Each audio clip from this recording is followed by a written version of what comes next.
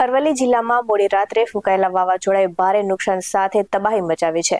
તો અચાનક આવેલા વાવાઝોડાના કારણે અનેક વિસ્તારોમાં હોર્ડિંગ્સ ઉડી ગયા અને વૃક્ષો ધરાશાયી થયા. તો અનેક મકાનોના પતરા પણ ઉડી જવાની ઘટના સામે આવી છે.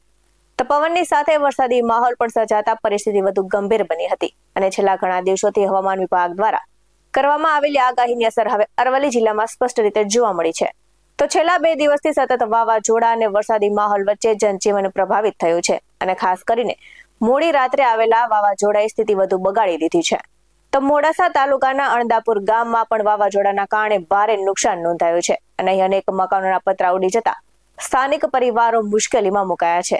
તો ભારે પવનને કારણે ઘર આંગણે ઉગાડેલા વૃક્ષો અને લીમડો ધરાશાયી થયા હતા, જેના કારણે નજીકમાં રહેલી ગાયને પણ એટલે કે પ્રાણીઓને પણ ઈજા પહોંચી છે.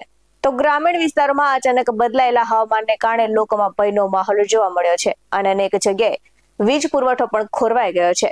તો જેને લઈને સામાન્ય જનજીવન પર ભારે અસર જોવા પડી છે. તો આ રીતે અરવલ્લી જિલ્લામાં આવેલા વાવાઝોડાએ એક તરફ કુદરતી સૌંદર્ય તો બદલ્યું છે, પરંતુ બીજી તરફ મોટું નુકસાન પણ પહોંચાડ્યું છે.